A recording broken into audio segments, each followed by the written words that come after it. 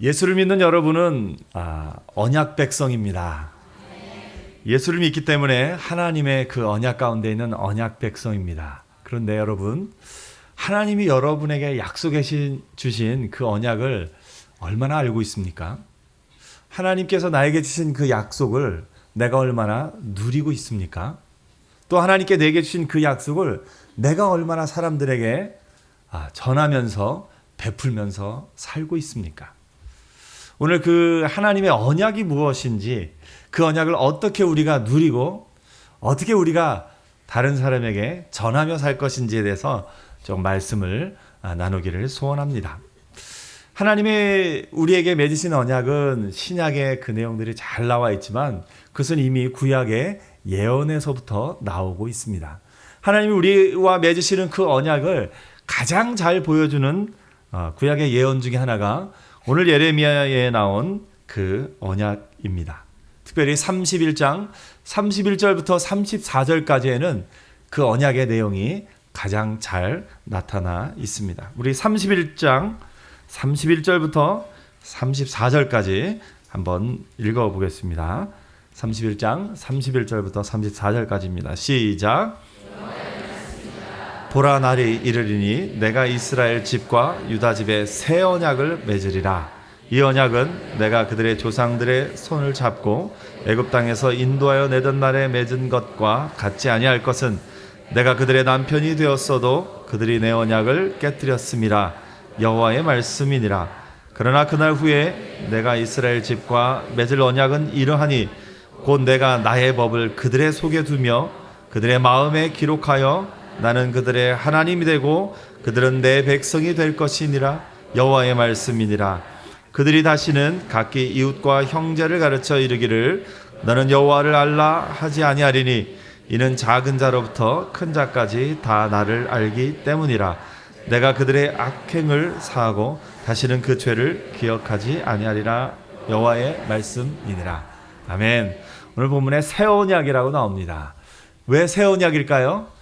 그 이전 언약과 다르기 때문에 그렇습니다. 그 이전 언약은 뭘 말합니까? 시내산 언약을 말합니다. 모세를 통해서 이스라엘 백성을 애굽에서부터 인도하여 내시고 그때 맺은 그 시내산 언약, 그 언약과는 다른 새 언약을 맺을 것이다. 하나님이 말씀하고 있는 겁니다. 오늘 본문을 기록한 예레미야는 여러분도 잘 아시다시피 눈물의 선지자라고 이야기를 합니다. 이 예레미야가 활동하던 시대는 유다 왕국의 말기입니다. 멸망하기 직전이고요. 요시야 왕이 막 그 율법을 다시 꺼내어 들고 종교개혁을 하던 그 시대입니다. 요시야 왕의 그 종교개혁에 많은 사람들이 열광하고 이제 하나님의 말씀이 다시 흥왕하리라 하였지만 이스라엘의 백성의 죄악이 너무 깊고 중하고 우상 숭배가 심해서 그 종교개혁은 아무런 힘을 끼치지 못하고 이스라엘은 결국 그들의 죄악 가운데 멸망함으로 나아가고 있습니다. 이스라엘의 그 주변 정세는 저 북쪽에서는 아수르라는 거대한 왕국이 조금 있으면 바벨론이라는 나라로 대치될 것이지만 거대한 왕국이 있고요. 남쪽으로는 애굽이라는 이집트라는 거대한 왕국이 있습니다. 그 틈 사이에 끼어서 이스라엘 백성이 지금 있는 겁니다. 당신이 역사적 격변기였고요. 요시야 왕이 종교개혁을 하다가 610년에 세상을 떠나고 605년에는 바벨론 왕국이 새로 세워지면서 그 바벨론 왕국이 이스라엘을 그 7년 후에 침공을 합니다. 그래서 1차로 바벨론으로 이스라엘 백성들을 끌고 갔고요. 더 나가서 주전 587년에는 이스라엘이 완전히 멸망하고 또 백성들이 끌려가게 됩니다. 예레미야는 바로 그 시대에 이스라엘을 향해서 회개하라. 회개하라. 그리고 바벨론은 하나님이 쓰시는 거니까 거기에 갔다가 하나님이 다시 돌이키실 것이다.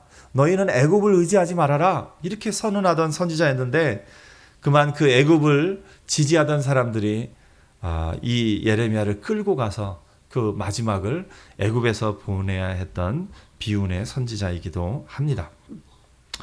이 가운데 예레미야 오늘 특별히 30장부터 33장 그 위로의 책 한가운데 있는 오늘 본문의 말씀이 새 언약에 대해서 선포하고 있는 것을 보게 됩니다. 예레미야는 하나님이 처음에 부르실 때부터 예레미야를 부르신 목적을 분명히 합니다. 예레미야 1장에 보면 뭐라 나오냐면 보라 내가 오늘 너를 여러 나라와 여러 왕국 위에 세워 내가 그것들을 뽑고 파괴하고 파멸하고 넘어뜨리며 건설하고 심게 하였다라고 이야기합니다. 다시 말해서 큰 네 가지는 뽑고 파괴하고 무너뜨리고 그것을 그들의 죄악된 것을 무너뜨리겠다는 게 첫 번째입니다. 그러나 그 뒤에 하나님이 심고 다시 건설하겠다는 그런 하나님의 약속도 거기에 들어가 있습니다. 예레미야를 쭉 읽다가 보면 예레미야 7장에 예레미야가 성전에서 설교한 내용이 나옵니다. 7장에도 한번 나오고 26장에도 한번 나옵니다. 성전에서 많은 그 이스라엘 백성과 또 모든 사람들이 모인 앞에서 예레미야가 설교를 합니다. 그 설교 내용은 뭐냐면 회개하라 그러면 하나님이 용서하시리라. 하나님의 최후의 심판이 가까웠으니 회개하라는 겁니다.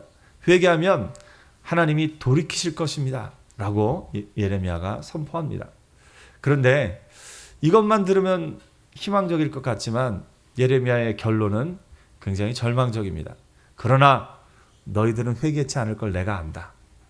너희들의 마음이 이미 굳어져서 회개치 않을 것을 알기 때문에 결국은 너희들은 멸망당할 수밖에 없을 것이다. 예레미야의 결론이 그겁니다.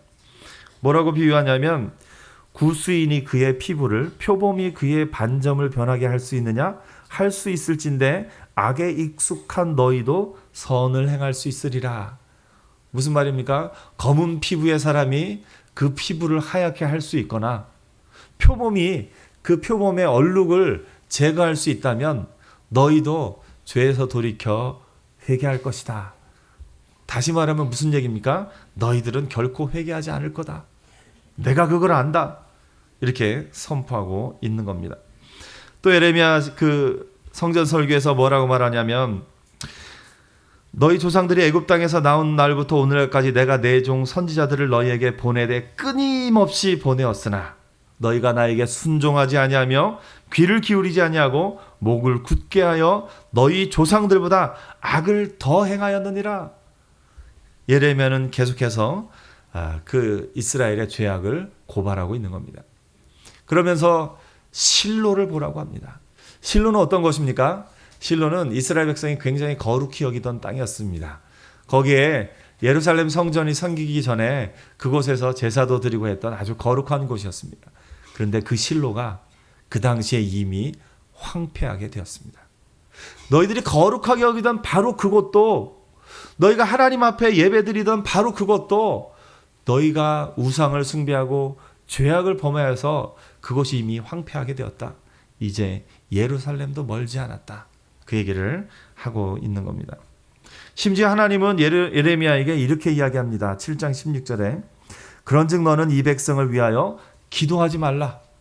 선지자를 향해서 기도하지 말라고 이야기합니다. 왜 그렇습니까?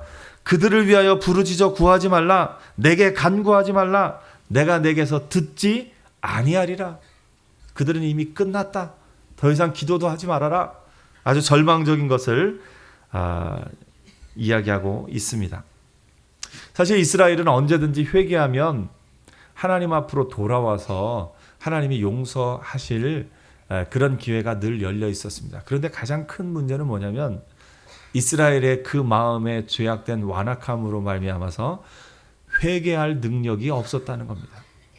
이스라엘이 죄악에서 돌이킬 만한 능력이 그들 안에 없었다는 겁니다.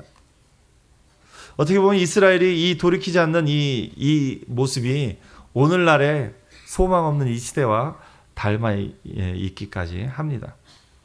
그들의 마음에 돌이킬 능력이 없습니다. 하지만 그것이 끝은 아니겠죠.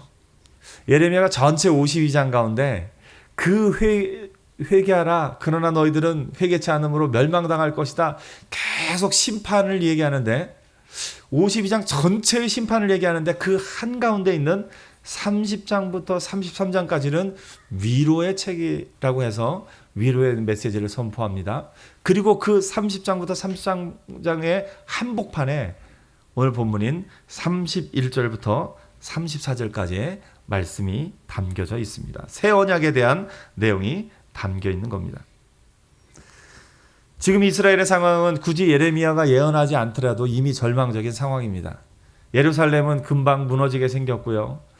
그들이 목숨처럼 여기던 예루살렘도 무너지고, 하나님이 다윗의 후손의 왕자의 왕위가 끊임없이 있을 것이라고 했는데 그 왕도 이제 곧 끝이 나갑니다. 그런 절망의 순간에 이스라엘 가운데는 아무런 소망이 없을 그때 하나님이 이 새 언약을 선포하십니다.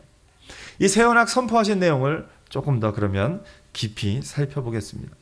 하나님이 새 언약 선포하신 이 내용은 가장 이 문체적으로 볼 때는 마치 시처럼 이렇게 돼 있는데, 하나님이 1인칭으로 돼 있고 유다 민족은 3인칭으로 돼 있습니다. 그 무슨 얘기냐면 유다 민족이 할 일이 없습니다. 하나님이 하실 거다. 내가 너희와 새 언약을 맺고 내가 너희의 죄를 용서하고 내가 너희들 마음에 언약을 기록하고 내가 이렇게 하겠다. 하나님이 선포하고 있는 겁니다. 그전까지 이스라엘 백성들은 어떤 생각을 갖고 있었냐면, 자기가 잘못해놓고서 자기들 잘못 때문에 우리가 고난 당하고 있는 거 아니라고 합니다. 그 앞부분에 보니까 아버지가 신포도를 먹었으므로 아들이 이가 시다 할 것이다. 무슨 얘기입니까? 우리는 느낌이 잘 오죠. 우리 옛날 속담에 있지 않습니까? 잘 되면 내 탓, 잘못되면 조상 탓. 이스라엘도 지금 그러고 있는 겁니다. 아버지가 신포도를 먹어서 우리가 이가 시리다. 무슨 얘기입니까? 우리 부모 때의 죄악으로 말미암아 우리가 지금 이렇게 고난당하고 심판받고 있다라고 이스라엘은 생각하고 있는 겁니다. 우리는 잘못이 없어. 우리 부모님들의 잘못으로 말미암아 이렇게 됐어. 이렇게 이야기를 하고 있는 겁니다. 그런데 하나님이 그 성경에 대해서 분명히 이야기합니다. 그렇지 않다. 더 이상 아버지가 신포도를 먹어서 아들이 이가 시리다 하지 않을 것이다. 각 사람은 그가 행한 죄악으로 말미암아 심판받을 것이다. 이스라엘 백성 마음에는 뭐가 있었냐면, 한편으로는 아버지의 죄악 때문에 내가 고난당하고 있다. 또 한편으로는 내가 이스라엘 백성이기 때문에, 혈통적으로 내가 이스라엘 사람이기 때문에 하나님은 나를 결코 버리지 않을 것이다. 내가 어떤 죄를 범해도 버리지 않을 것이다. 이런 두 가지 생각이 같이 담겨져 있었습니다. 그런데 하나님이 너희들 더 이상 그렇게 생각하지 말아라. 너희들 조상의 죄 때문이 아니라 너희가 죄를 범하고 있다. 너희들 이스라엘의 혈통이라고 너희들이 구원받는 거 아니다. 너희들이 행한 그 죄악으로 너희들은 심판을 받을 것이다. 이야기를 하십니다. 그러면서 하나님이 그러나 내가 너희와 한 나의 계획이 있다. 그 계획이 뭐냐면 내가 너희와 새 언약을 맺을 것이다 라고 31절에서 34절까지 선포하고 있습니다. 그 언약의 내용은 크게 세 가지입니다. 첫째는 하나님이 하실 거라는 겁니다. 그래서 대상이 누구나, 그 언약의 관계에는 조건이 있는 것이 아니라 무조건적인 하나님의 은혜가 담겨져 있습니다. 두 번째, 그 언약의 특징은 마음에 새긴다는 겁니다. 그 이전의 언약은 돌판에 새겼는데 마음에 새길 것이다. 그리고 세 번째 특징은 죄의 용서가 그 언약에 포함되어 있다라는 겁니다. 죄를 짓지도 않았는데 아직 죄가 있는지 없는지도 모를 때부터 아예 죄의 용서를 언약에 넣고 있는 겁니다. 이 세 가지가 어떤 의미인지 조금 더 깊이 살펴보도록 하겠습니다. 가장 먼저 새 언약은 무조건적인 언약입니다. 어떤 조건이 있는 것이 아니라 하나님이 일방적으로 그들을 향해서 하시는 겁니다. 사실 하나님과의 언약 백성이었던 이스라엘이었지만 그 한 사람 한 사람이 하나님의 말씀에 순종하지 않으면 그들은 내쳐질 수 있습니다. 하나님이 그렇게 여러 번 이야기를 하셨습니다. 그런데 하나님이 이제 새로 맺을 이 언약은 그 백성 전체와 맺는 언약이 아니라 그들 한 사람 한 사람과 하나님이 직접 언약을 맺으신다라고 이야기를 하고 있습니다. 시내산 언약은 그들의 죄악으로 말미암아 이미 파기되었습니다. 그래서 그들은 아무런 소망이 없고 그들이 자신의 어떤 능력도 없고 아무런 소망이 없어서 그 죄악 가운데 멸망당할 수밖에 없는 이스라엘인데 하나님이 아무런 조건 없이 그들에게 새로운 언약을 맺기로 작정하신 겁니다. 우리도 언약의 수혜자가 될 수 있습니다. 이것은 사실 큰 은혜입니다. 이스라엘 백성에게만 하나님이 맺으신 그 사람에게만 아니요, 하나님이 모든 사람에게 무조건적으로 하나님의 은혜를 베풀기로 작정하고 계신 겁니다. 둘째로 이 새 언약은 마음에 새겨진다라는 특징이 있습니다. 구약의 언약은 어디다 새겼죠? 십계명은 돌판에다 새겼습니다. 여러분 혹시 십계명의 돌판이 두 개인 건 아시죠? 두 개인데 이쪽 판하고 이쪽 판하고 계명이 몇 계명까지 써 있을까요? 그런 생각 해보셨어요? 그냥 일반적으로 하면 반반씩이니까 여기에 1계명부터 5계명, 여기에 6계명부터 10계명 이렇게 생각할 수도 있고요. 성경을 조금 더 깊이 하시는 분들은 1계명부터 4계명까지는 하나님과의 관계에 대한 계명이니까 이쪽에 써 있고 또 5계명부터 10계명은 사람들 사이의 관계에 대한 거니까 이쪽 판이 써 있을 것이다. 아마 그렇게 생각할 수도 있겠습니다. 그런데 학자들이 물론 정확한 답은 없습니다만 학자들이 생각하는 10계명은 두 돌판에 똑같은 내용이 기록되었을 것이다 이야기를 합니다. 그건 왜냐하면 그때 당시에 고대근동 아시아의 문화에는 두 나라가 조약을 맺습니다. 한 나라가 주인이고 한 나라가 종으로 섬기게 되는 그런 종주국과 봉신국의 계약을 보면은 똑같은 내용을 두 돌판에다가 새깁니다. 그래서 둘이 하나씩 나누어 갖는 것이 그때 당시에 관습이었던 것을 봅니다. 그래서 그 언약을 깨트리면 그 돌판이 깨어지고 그 돌판이 깨어진 것은 이제 전쟁을 선포하는 것으로 여기는 것이 그 두 나라의 계약이었던 것을 봅니다. 그래서 하나님이 사람과 언약을 맺으실 때 모세에게 두 돌판을 주심으로써 그 언약을 맺었던 것입니다. 그런데 그 언약은 돌판에 새겨져 있지만 백성들은 세월이 지나고 시간이 지나면 그 돌판을 잊어버리게 돼 있습니다. 잊어버릴 수밖에 없습니다. 그래서 하나님이 명하십니다. 신명기에 보니까 이제 이렇게 얘기합니다. 모세가 그들에게 명령하여 이르기를 매 7년 끝에 곧 면전의 초막절에 온 이스라엘이 내 하나님 여호와 앞 그가 택하신 곳에 모일 때 이 율법을 낭독하여 온 이스라엘에게 듣게 할지니 몇 년에 한 번요? 7년에 한 번 그 율법을 한 번 다시 말해줘라 이야기를 합니다. 근데 이것이 처음에는 한동안 지켜지다가 이스라엘 백성이 고난을 받고 또 죄악 가운데 그러면서 이게 완전히 사라졌습니다. 예레미야 시대에 요시야 왕의 개혁 때 잠깐 다시 그 율법을 선포하고 가르치고 했지만 이스라엘 백성은 이미 그 뜻이 무엇인지 그 의미가 무엇인지 잊어버린 때였습니다. 돌판에 새겨진 거 잊어버릴 수 있습니다. 하나님이 그래서 이제 새로운 언약은 돌판에 새길 것이 아니라 어디다 새긴다고요? 마음판에 새길 것이다 라고 말씀하고 있습니다. 하나님은 이스라엘 백성 전체를 향하지만 하나님의 기본 마음은 한 사람 한 사람에게 관심이 있었던 겁니다. 그런데 이스라엘 백성 전체가 그 하나님 앞으로 돌아오지 않으니까 이제는 내가 한 사람 한 사람의 마음판에 나의 약속을 새겨 넣을 것이다. 마음판에 새기겠다는 이 약속은 이스라엘 백성 전체와 약속하겠다는 것 더불어서 한 사람 한 사람과 하나님이 약속 맺으실 것을 의미하고 있습니다. 이 새 언약이 아주 혁신적인 것, 놀라운 것은 세 번째에 나타납니다. 뭐가 포함되어 있습니까? 죄의 용서가 포함되어 있습니다. 약속을 맺을 때부터 약속을 맺고 나서 잊어버린 다음에 용서한 것이 아니라 약속을 맺을 때부터 하나님은 인간의 본성을 아시고 그들의 죄악된 본성, 그들이 하나님의 계명을 행할 능력이 없음을 아시고 약속을 맺을 때부터 죄의 용서를 집어넣으신 겁니다. 모세도 사실 이것을 알기에 신명기 29장 4절에 이렇게 이야기합니다. 그러나 깨닫는 마음과 보는 눈과 듣는 귀는 오늘 여호와께서 너희에게 주지 아니하셨느니라. 하나님이 그 능력을 주지 않으시면 사람이 할 수 없다는 것을 모세도 알고 있었던 겁니다. 그들이 깨닫지 못한다면, 그 마음으로부터 깨닫지 못한다면 아무리 계명이 있어도 계명대로 살지 못하는 거죠. 그래서 하나님이 하나님 말씀 앞에 그 말씀을 마음에 새겨넣을 뿐만 아니라 아예 용서를 집어넣으신 겁니다.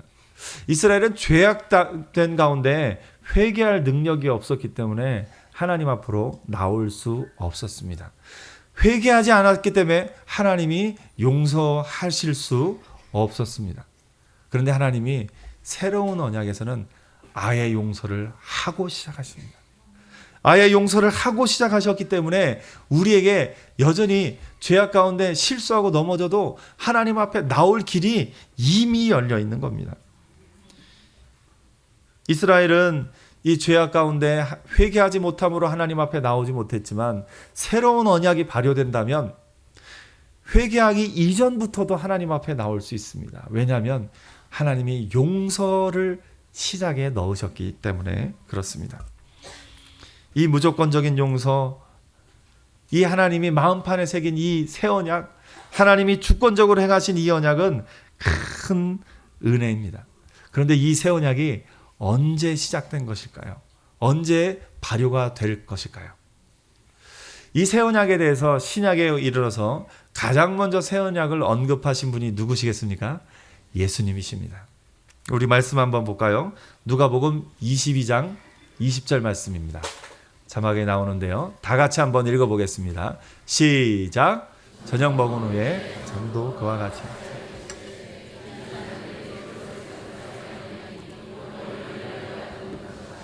아멘. 무슨 언약이라고요? 새 언약.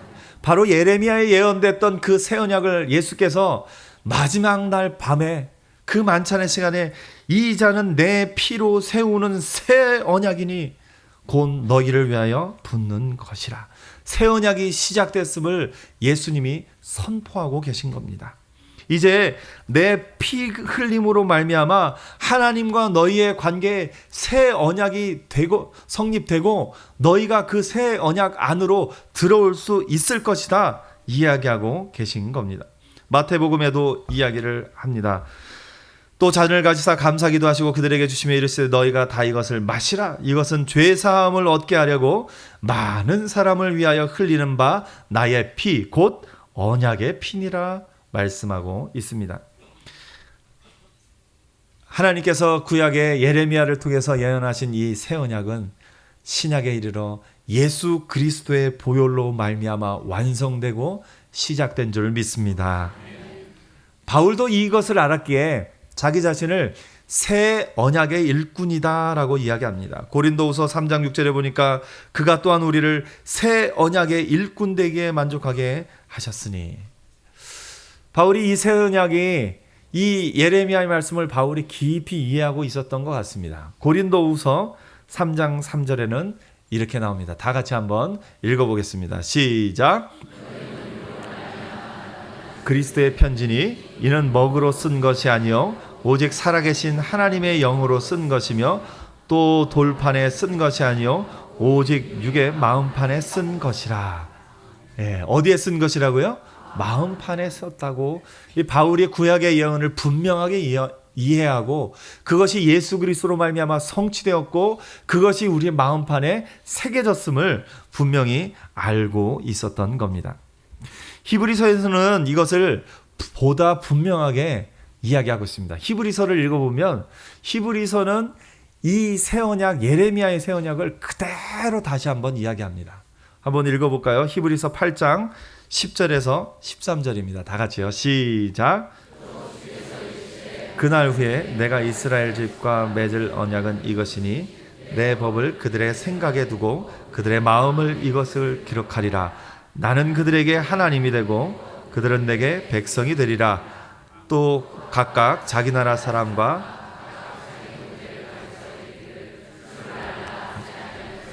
그들이 작은 자로부터 큰 자까지 다 나를 알미라. 내가 그들의 불의를 긍휼히 여기고 그들의 죄를 다시 기억하지 아니하리라 하셨느니라.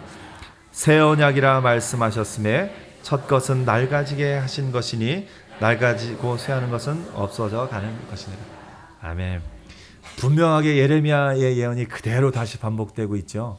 그 새 언약이 예수 그리스도로 말미암아 이제는 우리 모두가 그 새 언약의 수혜자가, 새 언약의 언약 당사자가 되었음을 성경이 분명히 말하고 있는 것입니다. 여러분은 어떻습니까? 예수를 믿으시지요? 예수님의 그 보혈로 말미암아 우리의 죄가 깨끗하게 된 것을 믿으시지요? 그러면 여러분도 이미 새 언약 안에 들어와 있는 줄 믿습니다. 히브리서에서 계속 얘기합니다. 이로 말미암아 그는 새 언약의 중보자시니 이는 첫 언약 때의 범한 죄에서 속량하려고 죽으사 부르심을 입은 자로 하여금 영원한 기업의 약속을 얻게 하려 하심이라. 또 히브리서는 계속 얘기합니다. 주께서 이르시되 그날 후로는 그들과 맺을 언약이 이것이라 하시고 내 법을 그들의 마음에 두고 그들의 생각에 기록하리라 하신 후에 또 그들의 죄와 그들의 불법을 내가 다시 기억하지 아니리라 하셨으니 이것들을 사하셨은즉 다시 죄를 위하여 제사 드릴 것이 없느니라 말씀하고 있습니다. 오늘 여러분 새 언약의 당사자로서 새 언약의 수혜자로 사는 은혜가 있기를 축복합니다. 이제 우리에게는 사명이 있습니다. 무슨 사명입니까? 이 새 언약을 누리고 이 새 언약을 전하면서 사는 겁니다. 이 새 언약의 의미가 오늘날 우리에게 어떤 의미를 지니는지 조금 그 부분 살펴보겠습니다. 가장 먼저 새 언약은 조건이 있다고요, 없다고요? 없다고요. 조건이 없습니다. 무조건적입니다. 하나님의 선택하심 가운데 있습니다. 우리가 나는 아무것도 가진 것이 없는데요. 나는 별로 착하게 살지도 않았고 나는 별로 학력도 또 나는 뭐 가진 것도 별로 없는데요. 상관없습니다. 하나님의 선택하심과 하나님의 그 은혜는 무조건적입니다. 그래서 우리가 이거를 쉽게 표현하면 이렇게 표현할 수 있습니다. 나도 자격이 있습니다. 믿으십니까? 한번 얘기해 볼까요? 나도 자격이 있습니다. 예수를 믿는 여러분 모두는 하나님의 약속을 받을 자격이 이미 있는 줄 믿습니다. 우리가 그 은혜를 누리면서 살아야죠. 내가 하나님 앞에 좀 죄를 짓고 좀 연약할 때마다 나 같은 자를 과연 하나님이 여전히 사랑하실까? 나 같은 자를 여전히 하나님이 관심을 갖고 계실까? 너무나 큰 절망 가운데 힘들어하고 있을 때 하나님이 이런 나를 바라보기나 하실까? 바라보십니다. 알고 계십니다. 듣고 계십니다. 그래서 여러분 모두는 하나님의 약속을 받을 자격이 있는 자인 줄 믿습니다. 이 약속의 은혜를 베푸는 건 뭡니까? 베푸는 건 사람에 대하여 그 사람도 자격이 있다라고 인정하는 겁니다. 내가 정말 미워하는 사람이 생길 수 있습니다. 정말 나를 힘들게 하는 사람이 있을 수 있습니다. 우리가 언약을 받은 자로서 이 언약을 전하는 건 뭐냐면 그 사람도 자격이 있음을. 왜냐하면 하나님의 은혜는 아무 조건이 없기 때문에 그렇습니다. 그것을 인정하는 것이 우리가 그 언약을 베풀며 나눠주며 전하며 사는 겁니다. 한번 해볼까요? 그 사람도 자격이 있습니다. 믿으십니까? 네. 여러분 한 사람 한 사람을 향해서 우리 마음에 저 사람은 막 고개를 저으면서 저 사람은 막 어떻게 나쁜 마음이 올라오게 될 그때 아니야. 그 사람도 하나님의 언약을 받을 자격이 있어. 다시 한번 생각하면서 마음을 넉넉하게 품는 저와 여러분 되기를 축복합니다. 또 새 언약은 마음에 새겨집니다. 마음에 새겨진다는 것은 뭐냐면 오늘날 우리에게 성령을 주시는 것을 이미 얘기하는 거죠. 여러분은 성령 받으셨지요? 예수 믿는 사람은 모두가 성령 받은 사람입니다. 왜냐하면 성령께서 우리 안에 계시지 않고는 나는 예수를 믿습니다 말할 수가 없습니다. 성령께서 우리를 도와주셔야만 우리 안에 내 스스로는 그 능력이 없기 때문에 성령께서 우리를 도와주셔야만 예수님이 나의 주인이십니다. 예수님의 보혈로 내 죄가 깨끗함을 입었습니다라고 믿음으로 고백할 수 있는 겁니다. 그 성령이 우리 안에 우리 마음판에 새겨져 있기 때문에 우리는 그 은혜 안에서 자라가고 있습니다. 어디까지 자라갈까요? 그리스도 예수의 장성한 분량에 이르기까지 자라가는 겁니다. 그래서 우리가 우리 스스로를 향해서 내 연약한 부분이 있지만 내 스스로를 향해서 뭐라고 말할 수 있냐면 잘하고 있습니다. 이게 두 가지 의미가 있죠. 우리는 자라가고 있고요. 또 우리는 지금 하고 있는 우리의 모습 가운데 난 왜 이렇게 못할까? 아니요. 잘하고 있습니다. 그래서 여러분 스스로를 향해서 한번 얘기해 주세요. 나는 잘하고 있습니다. 네, 두 가지 의미가 뭐라고요? 잘하고 있고 잘하고 있다고. 스스로를 향해서 낭망하지 않고 실망하지 말고 스스로를 향해서 나는 잘하고 있어 라고 칭찬과 격려를 해줄 수 있는 은혜가 있기를 축복합니다. 왜냐하면 성령께서 우리를 결국 잘하게 하실 것, 자라가게 하시고 잘하게 하실 것을 믿기 때문에 그렇습니다. 이 은혜를 베풀며 사는 건 뭘 의미합니까? 다른 사람을 향해서, 특별히 우리 자녀들이 실수하고 넘어지고 또 그런 것들을 볼 때 그 사람들을 향해서 뭐라고 표현합니까? 잘하고 있어. 그 아이 향해 속으로는 넌 지금 자라가는 과정이니까 그럴 수 있지. 잘하고 있어. 겉으로 들리기는 잘하고 있어. 칭찬하는 걸로 들릴 정도로. 한번 옆에 얘기해 주세요. 잘하고 있습니다. 예. 오늘 집에 가서 자녀들에게 꼭 한번 얘기해 주세요. 잘하고 있어. 예. 예.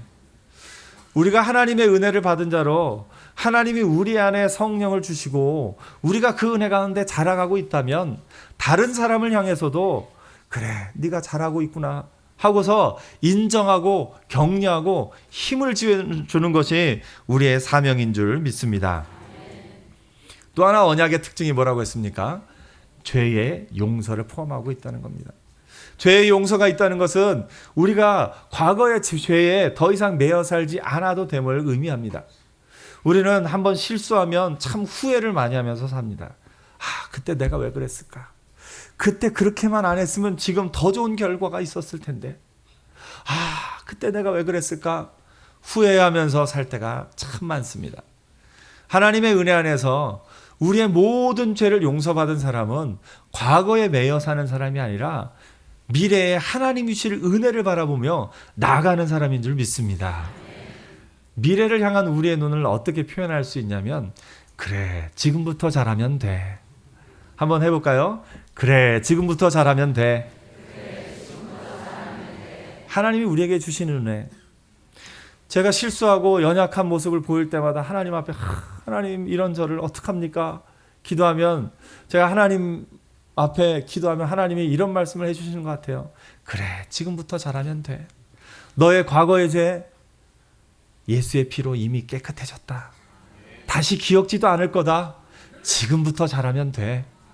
하나님이 우리에게 말씀하고 계신 겁니다. 우리가 그 은혜를 이제 나누며 베풀며 살기 위해서는 뭐라고 하면 되겠습니까? 그래, 지금부터 잘하면 돼. 내 옆에 있는 사람에게, 나의 자녀에게, 또 내게 어떤 잘못을 범한 사람에게도 우리가 은혜로 이야기할 수 있습니다. 옆에 한번 얘기해 주세요. 그래, 지금부터 잘하면 됩니다. 오늘 여러분, 우리는 모두 언약 백성입니다. 하나님의 언약 안에 있습니다. 그래서 우리 스스로를 향해서 내가 하나님의 언약 백성이다. 자격이 있니? 나는 자격이 있어.